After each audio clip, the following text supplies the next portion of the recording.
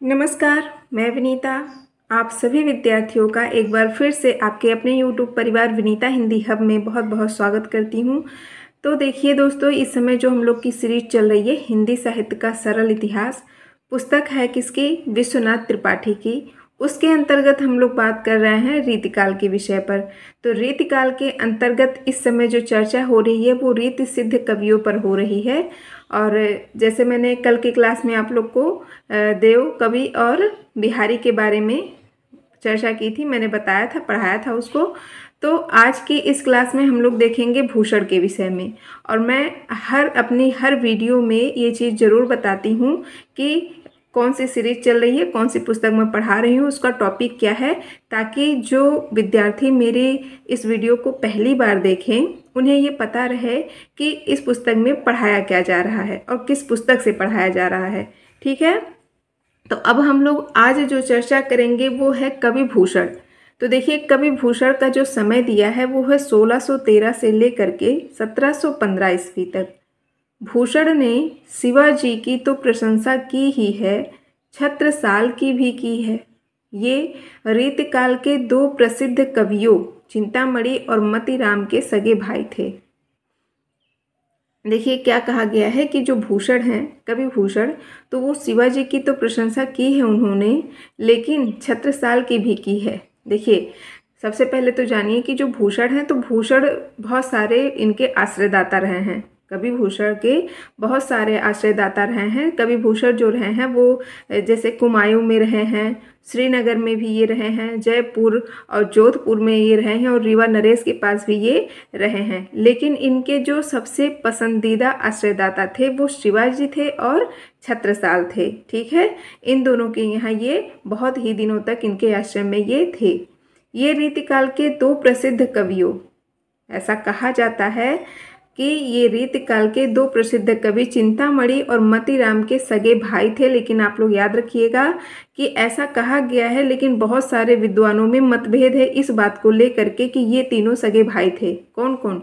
भूषण, चिंतामणि और मतीराम। चित्रकूट के सोलंकी राजा रुद्र ने इन्हें कवि भूषण कहा।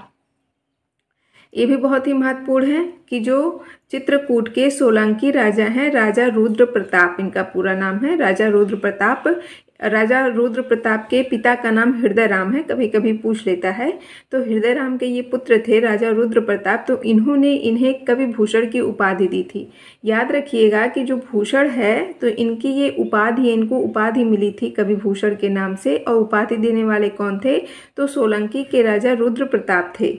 ठीक है, इनका जो वास्तविक नाम है क्या है वह अज्ञात है, क्योंकि विद्वानों में बहुत सारे मतभेद हैं और अभी तक इनका वास्तविक नाम किसी ने भी नहीं बताया है। ठीक है, क्योंकि वह अज्ञात है। इन्हें कवि भूषण के नाम से ही जाना जाता है, पर याद रखिएगा यह इनकी एक उपाधि है जो कि राजा रुद्र प्रताप ने इन्हें दी है। फिर ये इसी नाम से प्रसिद्ध हुए। वास्तविक नाम कुछ और रहा होगा। देखिए यहाँ पर दिया भी है कि जो उनका वास्तविक नाम था वो कुछ और रहा होगा। ये वीर रस के कवि थे। इन्होंने रीतकाल की परंपरा में एक अलंकार ग्रंथ शिवराज भूषण भी लिखा है। इनके जो अन्य ग्रंथ मिलते हैं वे हैं शिवा भावनी और छत्रसाल दशक। भूषण की बहुत ही महत्वपूर्ण ये रचनाएं हैं और कहा भी गया है कि ये किसके? ये वीर रस के कवि हैं। जब आप रीतिकाल पढ़ेंगे तो रीतिकाल में ज़्यादातर कवि श्रृंगार रस के कवि हैं। ठीक है, लेकिन भूषण एकमात्र कवि ऐसे हैं जिन्होंने वीर रस में अपनी रचनाएं लिखी हैं।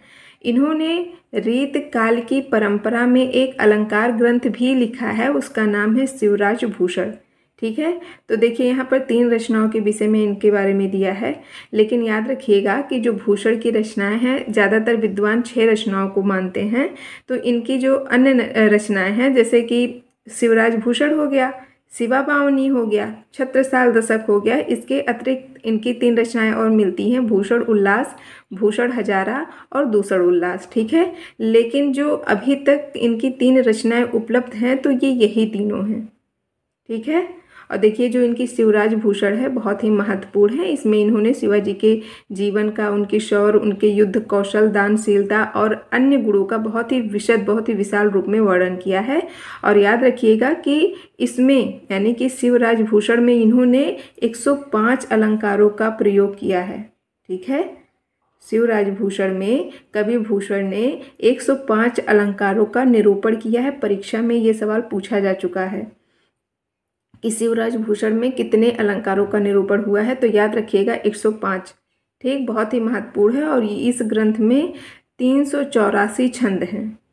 शिवराज भूषण में 384 छंद है, 105 अलंकारों का निरूपण हुआ है इसमें, और यह ब्रज भाषा में है। तो बहुत ही महत्वपूर्ण रचना है कवि भूषण की, शिवराज भूषण। ठीक है। रीतकालीन कविता का प्रधान स्वर श्रृंगार का है। रीतकालीन कविता का प्रधान स्वर क्या है? श्रृंगार है, श्रृंगार रस है। मैंने आपको बताया कि भूषण का स्वर वीरता का है।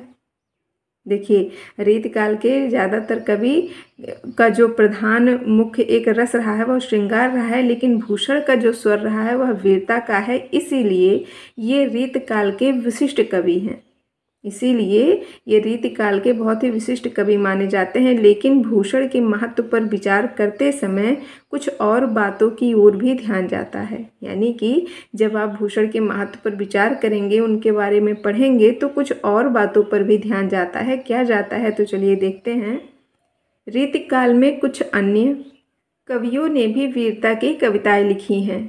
जो जैसे भूषण ने वीरता की कविताएं लिखी है, लेकिन कहा जाता है कि अन्य कवियों ने भी वीरता की कविताएं लिखी हैं, किंतु उनको भूषण की प्रसिद्धि नहीं मिली। यानी कि रीतिकाल में वीरता की कविताएं लिखने पर जितनी प्रसिद्धि भूषण को मिली है वह अन्य कवियों को नहीं मिली है। इसका प्रमुख कारण यह है कि काव्योत्कर्ष की दृष्टि से वे इस क्षेत्र में भूषण जैसे कवि नहीं हैं। काव्य के उत्कर्ष की दृष्टि से अगर देखा जाए तो जो अन्य कवियों ने वीर कविताएं लिखी हैं तो वो भूषण के जैसे नहीं हैं। ठीक है। भूषण ने अपनी काव्य पंक्तियों में अनेक ऐतिहासिक तथ्यों का उल्लेख किया है, जैसे अफजल खां का शिवाजी द्वारा मारा जाना, दारा की औरंगजेब द्वारा हत्या, सूरत पर शिवाजी का अधिकार, खजुआ का युद्ध, शिवाजी का औरंगजेब के दरबार में जाना आदि। भूषण ओज के कवि हैं। भूषण ओज के कवि कहे जाते हैं। क्यों? देखिए, जो भूषण की कविताएं हैं तो उनमें वीरता, साहस और वो जोश से भरी हुई होती है, जो कि श्रोताओं और पाठकों में पराक्रम, उत्साह और देशभक्ति की भावना को उत्पन्न करती है। इसीलिए उन्हें ओज के कवि के रूप में देखा जाता है, उन्हें ओज का कवि कहा जाता है। उनकी कविता में टंकार के साथ साथ झनकार भी सुनाई देता है। जो भूषण की कविताएं हैं तो क्या कहा जाता है कि उनमें टंकार के साथ साथ झनकार भी सुनाई पड़ती है। तो इसका आशय यह है कि जो भूषण की कविताएं हैं तो उनकी कविताओं में केवल वीरता और पराक्रम, मतलब जो उनकी कविताएं हैं तो उनमें केवल वीरता और पराक्रम से ही नहीं भरी है, बल्कि उनमें संगीतात्मकता हो गया, कोमलता हो गई और सौंदर्य का भी समावेश है। इसीलिए उनकी जो कविताएं हैं, यानी कि भूषण की जो कविताएं हैं, तो उनकी कविताओं में तलवारों की टंकार जैसी वीरता और वीणा की झनकार जैसी मधुरता दोनों का ही अनुभव किया जा सकता है। ठीक है। मतलब जो जैसे आप जब उनकी रचनाएं पढ़ेंगे तो वीरता के साथ साथ उसमें मधुरता भी दिखाई देती है। ठीक है। आगे है कि वे कभी कभी व्यंग भी करते हैं। भूषण अपनी रचनाओं में, अपनी कविताओं में कभी कभी व्यंग भी करते हैं। दारा की ना दौर, यह रार नहीं खजुबे की। देखिए, ये जो इनकी पंक्ति दी गई है, या इनकी पंक्ति शिवराज भूषण से ली गई है, जो शिवराज भूषण इनकी कविता है उससे ली गई है। क्या कहते हैं कि दारा की ना दौर, यह रार नहीं खजुबे की। यानी कि यह जो युद्ध हो रहा है वह कोई सामान्य दारा सिकोह के साथ नहीं हो रहा है। ठीक है। दारा सिकोह कौन था? तो दारा सिकोह औरंगजेब का भाई था।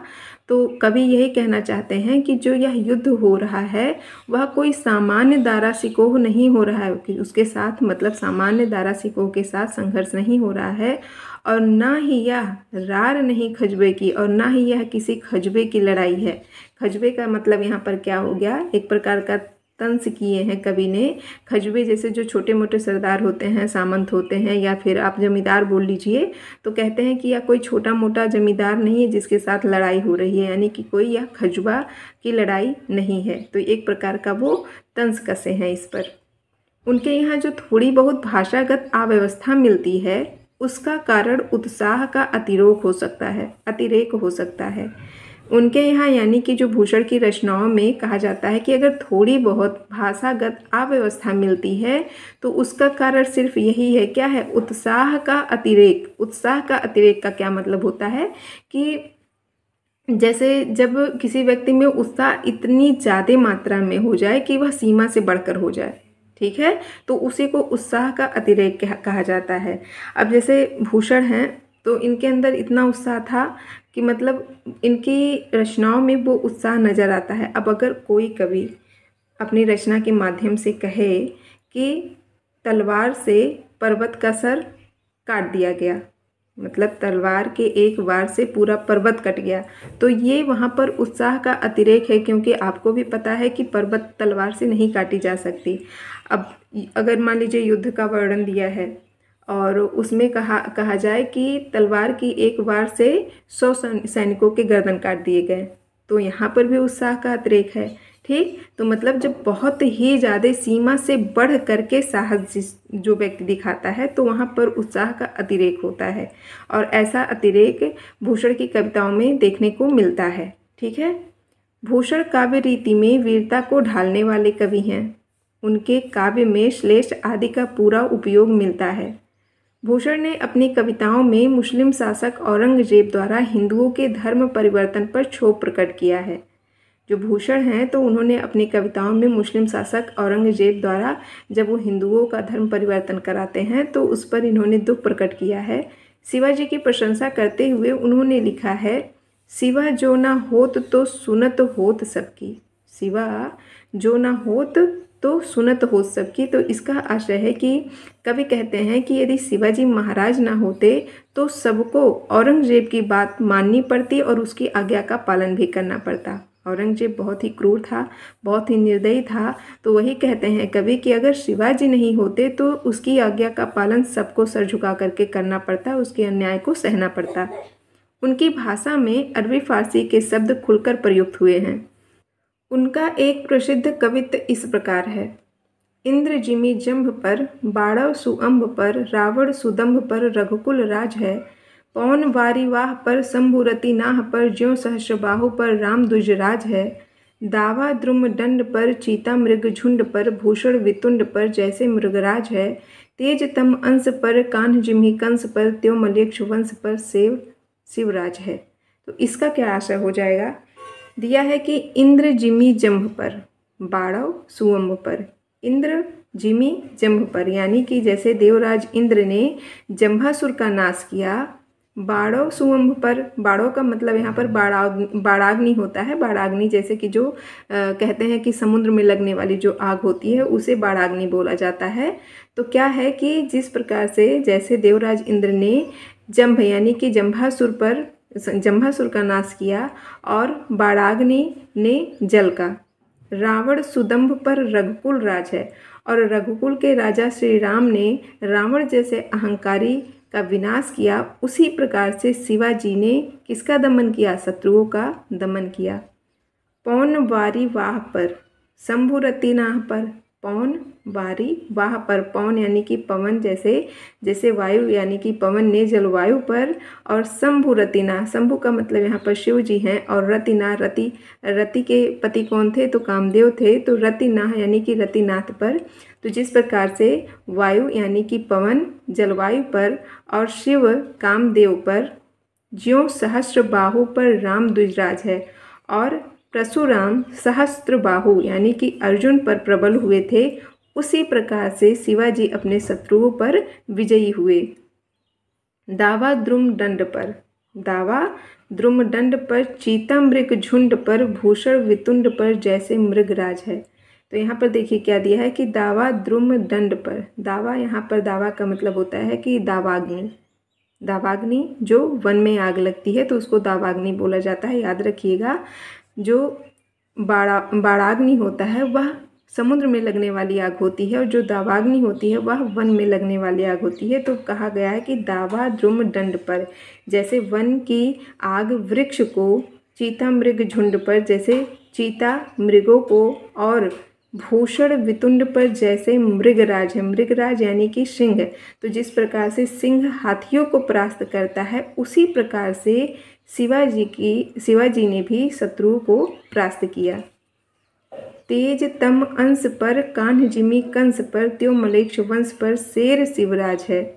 तेज तम अंश पर, तम का मतलब क्या होता है, अंधेरा होता है। तो जैसे सूर्य का प्रकाश अंधकार को यानी कि अंधेरे को नष्ट करता है कान्ह जिमी कंस पर, और जैसे श्री कृष्ण ने किसका वध किया, कंस का वध किया, त्यो मलेच्छ वंश पर शिवराज है, उसी प्रकार से शिवाजी ने मलेच्छ वंश का मतलब उसी प्रकार से जो शिवाजी हैं वो मलेच्छ वंश का नाश करने वाले हैं। मलेच्छ वंश का मतलब हो गया कि जो अत्याचारी विदेशी शत्रु हैं, जो मुसलमान आए थे विदेशों से, उनकी बातें हो रही है कि ठीक उसी प्रकार से शिवाजी मलेच्छ वंश का नाश करने वाले हैं। ठीक है, तो ये कवि भूषण की बहुत ही महत्वपूर्ण पंक्तियां हैं। आप लोग भी इसे अच्छे से पढ़ लीजिएगा और इसका अर्थ भी याद कर लीजिएगा, तो इसे आपको पहचानने में आसानी रहेगी कि ये किसकी पंक्तियां हैं। ठीक है, अब हम लोग आगे बात करेंगे मतीराम के विषय में। इनका समय दिया है 1603 से लेकर के 1701 ईस्वी तक। तो देखिए मतीराम के विषय में क्या है कि मतीराम रीतिकाल के प्रसिद्ध आचार्य कवि हैं। मतीराम रीतिकाल के बहुत ही प्रसिद्ध आचार्य कवि हैं। अनुमानतः इन्हें भी अपने भाई भूषण के समान दीर्घ आयु प्राप्त हुई थी।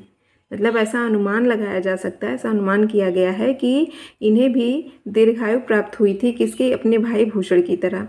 इनके ग्रंथों के नाम है छंदसार, रसराज, साहित्यसार, लक्षण श्रृंगार और ललित ललाम।